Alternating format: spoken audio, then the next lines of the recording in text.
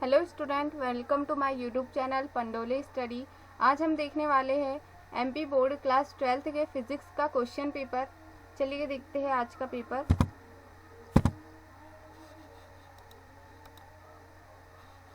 पहले प्रश्न में आपको रिक्त स्थानों की पूर्ति करना है, जिसका पहला प्रश्न है धारा घनत्व का एसआई पद्धति में मात्रक खाली स्थान है, क्या है? तो एम्पियर मीटर स्क्वायर। प्रेरण प्रतिघात x1 का एसआई पद्धति में मात्रक खाली स्थान है, तो क्या है? ओम। अगला प्रश्न देखते हैं, इलेक्ट्रॉन के विशिष्ट आवेश का एसआई पद्धति में खाली स्थान कूलाम किलोग्राम होता है, तो क्या होता है? 1.7 × 10⁻11। हाइड्रोजन परमाणु की निम्नतम अवस्था में इलेक्ट्रॉन की ऊर्जा खाली स्थान इलेक्ट्रॉन वोल्ट होती है, कितनी होती है? 13.6। सिलिकॉन परमाणु की बाह्यतम कक्षा में खाली स्थान इलेक्ट्रॉन पाए जाते हैं, कितने इलेक्ट्रॉन पाए जाते हैं सिलिकॉन परमाणु की बाह्यतम कक्षा में? तो इसका राइट आंसर है 4। मीटर सेतु खाली स्थान के सिद्धांत पर आधारित है, ये आपको पता होना चाहिए, बहुत इंपॉर्टेंट क्वेश्चन है। व्हीटस्टोन सेतु। विभव मापी की संतुलन स्थिति में इसका प्रतिरोध खाली स्थान होता है, तो कितना होता है? 0। किसी परिपथ में प्रतिरोध बढ़ाने पर धारा का मान खाली स्थान जाता है, क्या हो जाता है? घट जाता है। चुंबकीय क्षेत्र में गतिमान आवेश पर लगने वाला बल को खाली स्थान कहते हैं, क्या कहते हैं? लॉरेंज बल। विभव प्रवणता का एसआई मात्रक खाली स्थान है। मोस्ट इंपॉर्टेंट क्वेश्चन है, एग्जाम में हमेशा पूछा जाता है, तो इसका आंसर है वोल्ट प्रति मीटर। विद्युत धारा घनत्व खाली स्थान राशि है, कौन सी राशि है? विद्युत धारा घनत्व सदिश राशि है। 13 नंबर का प्रश्न है आपका, पृथ्वी का विभव कितना होता है? कितना होता है पृथ्वी का विभव? तो 0 होता है। समविभव पृष्ठ पर दो बिंदुओं के बीच विभवांतर कितना होगा? 0। एक तार को खींचकर उसकी लंबाई दोगुनी करने पर उसका प्रतिरोध खाली स्थान हो जाएगा, कितना हो जाएगा? दोगुनी करने पर 4 गुना बढ़ जाएगा। प्रत्येक प्रश्न का आपको आंसर एक शब्द में देना है। चलिए देखते हैं आज का पहला प्रश्न। चुंबकीय क्षेत्र में गतिशील आवेशित कण पर लगने वाले बल को क्या कहते हैं? क्या कहते हैं? अभी आपने पढ़ा था, लॉरेंज बल। संयुक्त सूक्ष्मदर्शी के अभिदृश्य की आवर्धन क्षमता 0.6 तथा नेत्रिका की आवर्धन क्षमता 0.5 है, कुल आवर्धन क्षमता का मान बताइए। तो इसमें आवर्धन क्षमता अपन m1 m2 मान लेते हैं, जिसमें 0.6 × 0.5 इक्वल करेंगे तो 13 इसका राइट आंसर आ जाएगा। विकिरण की ऊर्जा का आवृत्ति में संबंध लिखिए, तो इसका होता है E = HU।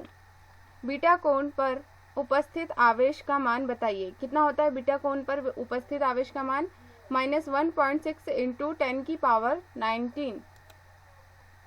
धातुओं के लिए ऊर्जा अंतराल का मान बताइए, क्या होता है? Eg > 3 eV electron volt. एक आदर्श वोल्टमीटर का प्रतिरोध कितना होता है? कितना होता है? अनंत होता है। ओम का नियम बताइए, तो यहाँ आपको ओम का नियम लिखना है, आप सभी को आता ही होगा, तो आप लिख लीजिएगा। आवेश के क्वालिटीकरण के से तात्पर्य है, तो Q = ±NE। एक इलेक्ट्रॉन पर कितना आवेश होता है? एक इलेक्ट्रॉन पर कितना आवेश होता है? 1.6 × 10⁻16। किरचॉफ का प्रथम नियम किसके संरक्षण पर आधारित है?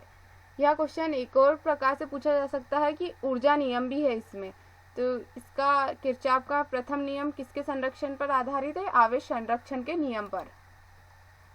किसी चालक में इलेक्ट्रॉन के अपवाह वेग की कोटि लिखिए, 10⁻⁻4 m। लंबे धारावाही चालक तार पर चुंबकीय क्षेत्र में लगने वाले बल के सूत्र लिखिए, तो इसका सूत्र होता है F = ILB sin θ। मूल आवेश का मान कितना होता है? मूल आवेश का मान कितना होता है? 1.6 × 10⁻16 होते हैं। आवेश का विमीय सूत्र खाली स्थान है, क्या है आवेश का विमीय सूत्र? ब्रैकेट में AT। निम्नलिखित में से आपको सही विकल्प चुनकर बताना है। पहला प्रश्न है आपका, शुद्ध जल के लिए निरपेक्ष अपवर्तनांक का मान होता है। इसमें 4 ऑप्शन आपको दिए हुए हैं, जिसका राइट आंसर होगा 1.33। अगला प्रश्न है परमाणु क्रमांक से तात्पर्य है। तो क्या तात्पर्य है? नाभिक में उपस्थित न्यूट्रॉनों की संख्या, नाभिक में उपस्थित न्यूट्रॉन प्रोटॉन दोनों की संख्या का योग, नाभिक में उपस्थित प्रोटॉनों की संख्या का योग, उपरोक्त में से कोई नहीं। तो इसका सही जवाब है थर्ड नंबर का, नाभिक में उपस्थित प्रोटॉनों की संख्या। एन प्रकार के अर्धचालक को क्या अर्धचालक में पाए जाते हैं? क्या पाए जाते हैं? अधिसंख्य इलेक्ट्रॉन। इसका सही जवाब है फर्स्ट नंबर का, अधिसंख्य इलेक्ट्रॉन। न्यूनतम आवेश है 1 कूलाम, 1 श्वेत कूलाम, 1 माइक्रो कूलाम इलेक्ट्रॉनिक आवेश। इसका सही जवाब है 4 नंबर का, इलेक्ट्रॉनिक आवेश। पांचवा प्रश्न है आपका, धातु का परावैद्युतांक होता है अनंत, 0, 1, इनमें से कोई नहीं। तो अनंत होता है। विद्युत धारा का SI मात्रक क्या होता है? बड़ा इजी क्वेश्चन है, हमेशा पूछा जाता है। इसका जवाब आपको पता होना चाहिए। तो इसका जवाब है सेकंड नंबर का, फैराड। एक तार को खींचकर उसकी लंबाई 2 गुनी करने पर उसका प्रतिरोध हो जाएगा, कितना हो जाएगा? 4 गुना। विद्युत क्षेत्र का मात्रक है C/N, N/C, C/J, J/C। तो इसका सही जवाब है सेकंड नंबर का, N/C। दो प्रतिरोधों के श्रेणी क्रम संयोजन में प्रत्येक प्रतिरोध में समान होता है। क्या समान होता है? विभवांतर, विद्युत धारा, विभवांतर और विद्युत धारा दोनों, ना विद्युत धारा ना ही विभवांतर।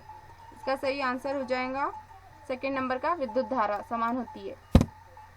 संधारित्र की प्लेटों के मध्य बाह्यों के स्थान पर कुचालक माध्यम भरने में उसकी धारिता अपवर्तित रहती है, घटती है, बढ़ती है, 0 हो जाती है। इसका सही आंसर है फर्स्ट नंबर का, अपवर्तित रहती है।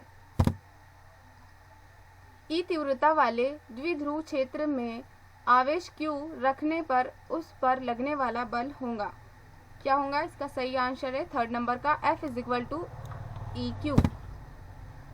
वायु में स्थित एकांक धन आवेश से निकलने वाला कुल विद्युत फ्लक्स होता है ε0, 1/ε0, 1/4ε0, 4ε0।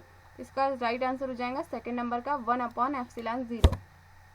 वायु का परावैद्युतांक होता है 1, 2, अनंत, इनमें से कोई नहीं। तो इसका सही आंसर है फर्स्ट नंबर का, 1। समानांतर प्लेट संधारित्र की प्लेटों के बीच की दूरी बढ़ाने से उसकी धारिता क्या हो जाती है? इसका सही आंसर है थर्ड नंबर का, घट जाती है। धातुओं में धारा प्रवाह होता है प्रोटॉन द्वारा, धनायन द्वारा, मुक्त इलेक्ट्रॉनों द्वारा, धनायन तथा ऋणायन द्वारा। इसका सही जवाब है थर्ड नंबर का, मुक्त इलेक्ट्रॉनों द्वारा।